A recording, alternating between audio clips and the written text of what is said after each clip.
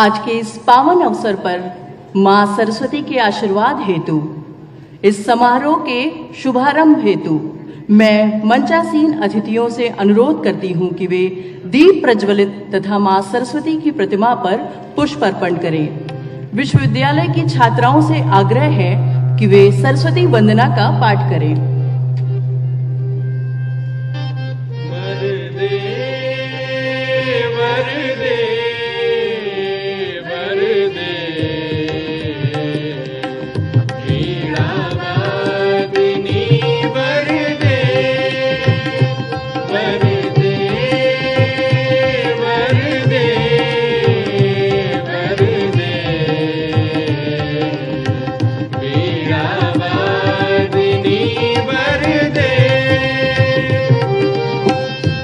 स्वतंत्र रब अमृत मंत्र अब भारत में भर दे।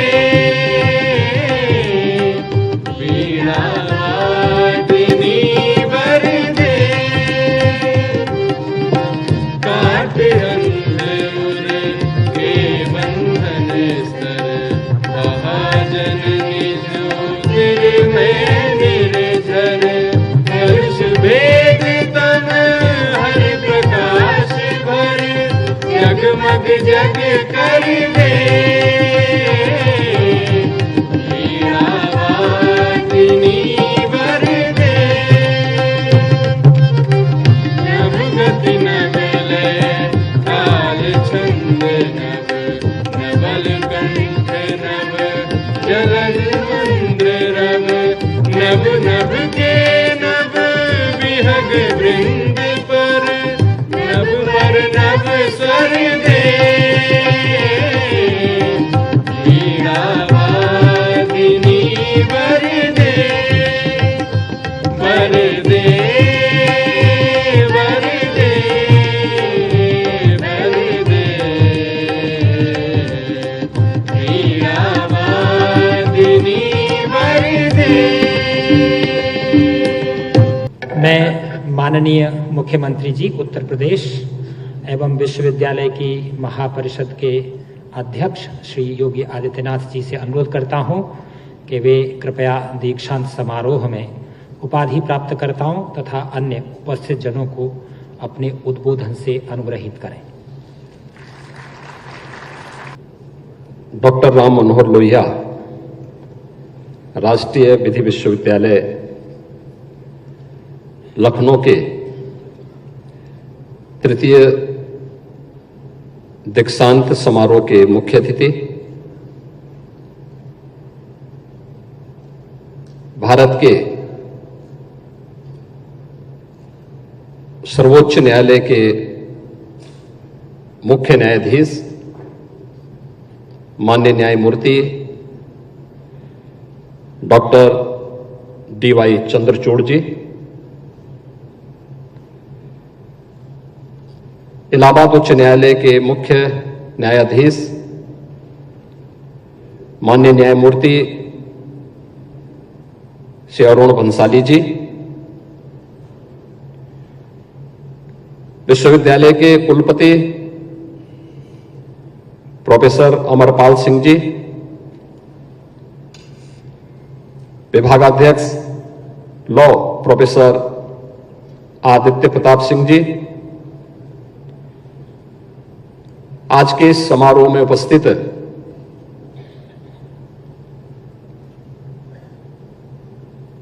इलाहाबाद उच्च न्यायालय के हमारे सभी माननीय न्यायमूर्तिगण,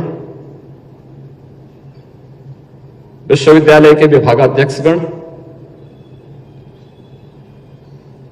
उत्तर प्रदेश के उच्च शिक्षा के मंत्री श्री उपाध्याय जी, मुख्य सचिव, फैकल्टी मेंबर्स, उपाधि धारण करने वाले उपाधि धारकों के सभी अभिभावकगण और प्यारे विद्यार्थियों, मैं सबसे पहले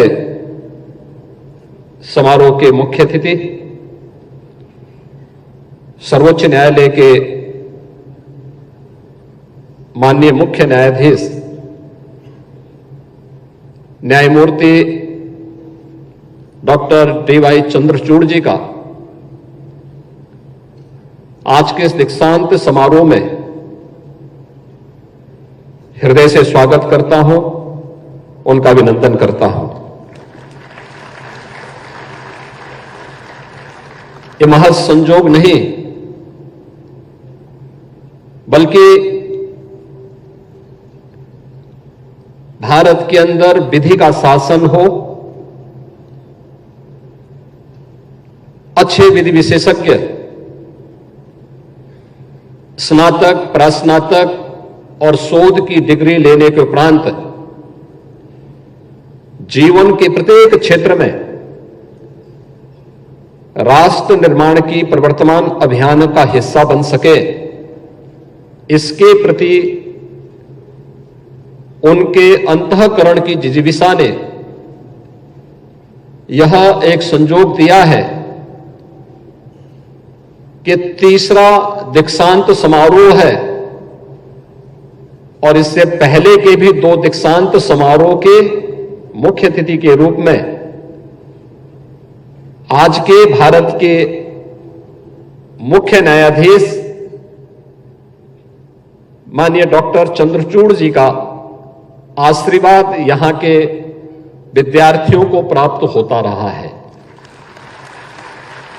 इस अवसर पर उनकी उपस्थिति हम सबको आह्लादित करती है, क्योंकि माननीय उच्चतम न्यायालय में जाने के पूर्व इलाहाबाद उच्च न्यायालय के मुख्य न्यायाधीश के रूप में उनका कार्यकाल उत्तर प्रदेश वासियों के लिए और न्याय जगत के लिए एक स्मरणीय पल है। उन बातों को आज भी उत्तर प्रदेश का वासी, न्याय जगत पे विश्वास करने वाला हर व्यक्ति बड़े ही सकारात्मक भाव के साथ उसकी सराहना करता है। और यह डॉक्टर राम मनोहर लोहिया राष्ट्रीय विधि विश्वविद्यालय का सौभाग्य है कि तीसरे दीक्षांत समारोह में भी हमारे शोध की डिग्री प्राप्त करने वाले प्रास्नातक और स्नातक उपाधि धारकों को विश्वविद्यालय के सभी विद्यार्थियों को आज एक बार फिर से न्यायमूर्ति डॉक्टर चंद्रचूड़ जी का मार्गदर्शन और आशीर्वाद प्राप्त होने जा रहा है। हम सब जानते हैं कि सुशासन की पहली शर्त है विधि का शासन। न्याय संगत व्यवस्था हर व्यक्ति को प्रिय है और न्याय समय पे हो, समयबद्ध तरीके से हो, इसके लिए उस फील्ड के ज्ञाता, उस फील्ड के विशेषज्ञ उतने ही महत्वपूर्ण होते हैं। विधि के इस शासन के लिए ही आज भारत जाना जा रहा है। परसेप्शन बदलने में, आम जन की धारणा को बदलने के लिए, देश और दुनिया की धारणा को बदलने के लिए यह अत्यंत बड़ी भूमिका का निर्वहन करता है। इस अवसर पर जिन विद्यार्थियों को आज उनकी डिग्रियां अवार्ड की गई हैं और विगत 8 वर्ष के उपरांत दीक्षांत समारोह यहां पर हो रहा है, मैं इन सभी विद्यार्थियों को हृदय से बधाई देता हूं, उनके अभिभावकों का अभिनंदन करता हूं और विश्वविद्यालय परिवार की इस बात के लिए सराहना करता हूं कि उन्होंने देर से ही सही लेकिन इन सभी विद्यार्थियों के हित को ध्यान में रख करके आज यहां पर तृतीय दीक्षांत समारोह का आयोजन किया है।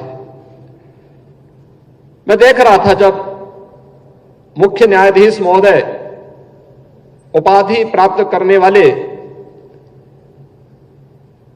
उपाधि धारकों से परिचय पूछने के साथ साथ वर्तमान में उनके कार्यों के बारे में पूछ रहे थे, और मुझे देख करके प्रसन्नता हो रही थी कि बहुत सारे जो उपाधि धारक आज यहां पर मुख्य न्यायाधीश महोदय के कर कमलों से उपाधि प्राप्त कर रहे थे, उनमें से बहुत सारे लोग न्यायिक क्षेत्र में अलग अलग जगहों पर जाकर के अपनी सेवाएं प्रदान कर रहे हैं।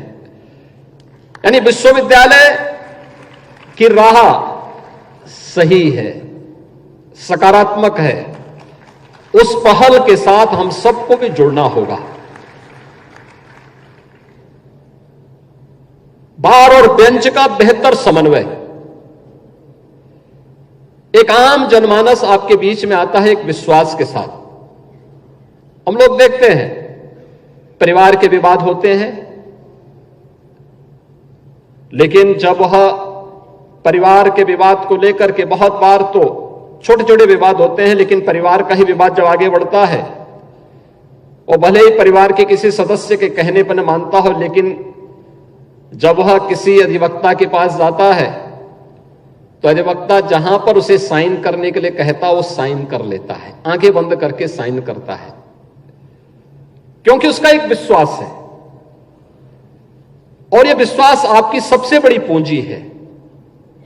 और मुझे लगता है विश्वास दोनों पर सामान्य नागरिक का बना होना ही चाहिए, चाहे वह बेंच हो चाहे वह बार हो। इस विश्वास पर खरा उतरना हम सबकी सदैव सबसे बड़ी चुनौती रही है, क्योंकि बदलते हुए परिवेश में, बदलती हुई परिस्थितियों में लोगों की आवश्यकताएं, लोगों के अपने तौर तरीके, टेक्नोलॉजी, ये बहुत सारी चीजें हैं जो व्यक्ति को भी, व्यवस्था को भी और समाज को भी बदलती है। लेकिन बदलाव की राह क्या होनी चाहिए, वह सकारात्मक है या नकारात्मक, ये हम सब पे तय करता है। और मुझे लगता है कि सकारात्मक राह हमारी होगी तो आपकी राह न्यायिक जगत ही नहीं, जीवन के प्रत्येक क्षेत्र में बहुत ही उज्जवल होगी। अगर नकारात्मक होगी तो नकारात्मक राह ना आपके व्यक्तिगत हित में होगी, ना समाज के हित में होगी, और न अंततः राष्ट्र के हित में ही हो पाएगी। और मुझे लगता है कि वह स्थिति हमको स्वयं भी तय करनी पड़ेगी। एक पुरानी कहावत आती है कि परिवार के हित में व्यक्ति को छोड़ना पड़े तो हमें उसमें परहेज नहीं करना चाहिए, गांव के हित में परिवार को छोड़ना पड़े तो हमें उसमें भी परहेज नहीं करना चाहिए, और अगर समाज के हित में गांव से परहेज करना पड़े तो भी हमें उसकी परवाह नहीं करनी चाहिए, और अगर राष्ट्र के हित में इन सब से भी अलग हटना पड़े तो हमें राष्ट्र हमारे जीवन में सर्वोच्च होना चाहिए। सब कुछ हमारा राष्ट्र के प्रति समर्पण का भाव के साथ होना चाहिए।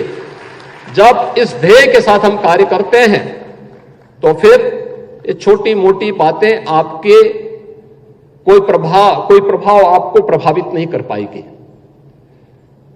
आपने दीक्षांत उपदेश, जब यहां पे विश्वविद्यालय के कुलपति दीक्षांत उपदेश पढ़ रहे थे, ये भारत के उपनिषद के, तैत्तिरीय उपनिषद के, मैं विस्तार से इस बारे में भारत के एक स्नातक के लिए क्या कुछ होना चाहिए जीवन में अच्छा बनने के लिए, उसका जीवन लोक के लिए, राष्ट्र के लिए समर्पित भाव के साथ कार्य करने वाला होना चाहिए। इसके लिए उन्होंने इस तैत्तिरीय उपनिषद के इन पंक्तियों को यहां पर अपने दीक्षांत उपदेश में कहा कि सत्यम वदः धर्मम चरः, सत्य बोलना और धर्म का आचरण करना। धर्म का आचरण, धर्म उपासना विधि नहीं है, धर्म नैतिक मूल्यों का, सदाचार का और हमारे कर्तव्यों का एक पर्याय है। जो देश काल और परिस्थितियों से अप्रभावित होकर के हम सबको सम और विषम परिस्थितियों में अपने कर्तव्य के प्रति लगातार आगाह करता है। अपने कर्तव्यों के प्रति सजग होकर के कार्य करना, यही हमारा धर्म है।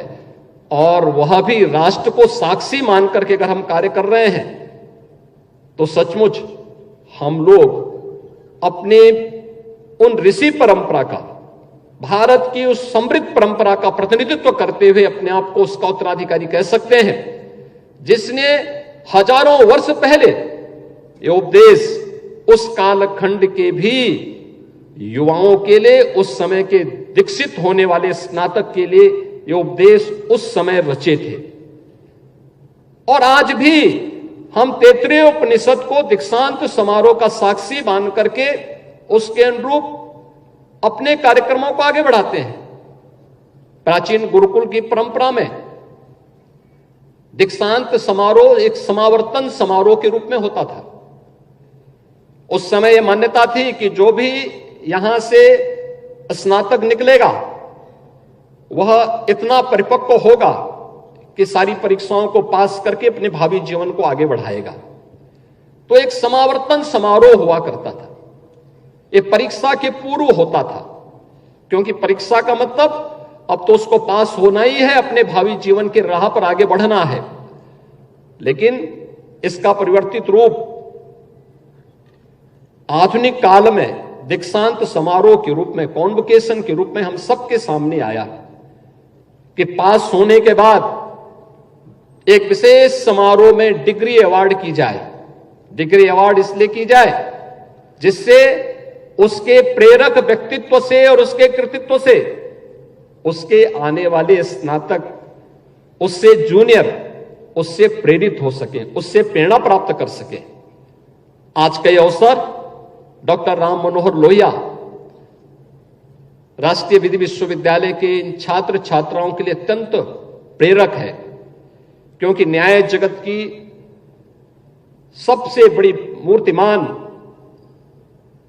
एक आदर्श भारत के मुख्य न्यायाधिपति डॉक्टर डीवाई चंद्रचूड़ जी का मार्गदर्शन और आशीर्वाद आप सबको प्राप्त होने जा रहा है।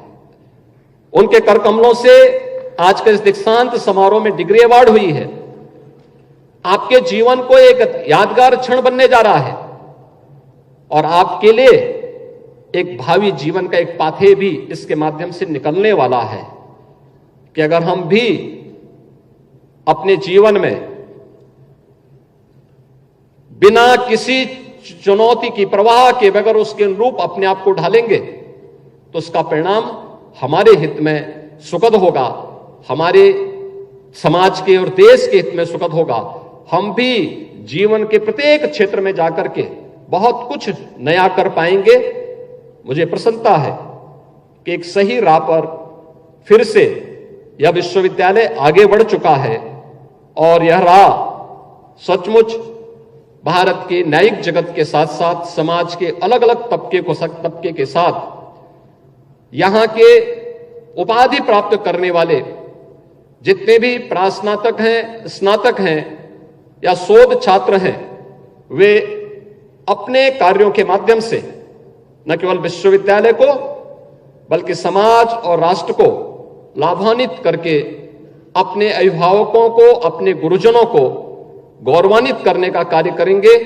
एक बार फिर से मैं उपाधि धारण करने वाले सभी यहां पे शोध छात्रों को, सभी प्रास्नातक छात्रों को, सभी स्नातकों को हृदय से बधाई देता हूं, उनके अभिभावकों का अभिनंदन करता हूं, विश्वविद्यालय परिवार को धन्यवाद देते हुए आज के समारोह के मुख्य अतिथि भारत के मुख्य न्यायाधीश माननीय डॉक्टर डीवाई चंद्रचूड़ जी का इस समारोह में आने पर हृदय से स्वागत करता हूं, अभिनंदन करता हूं।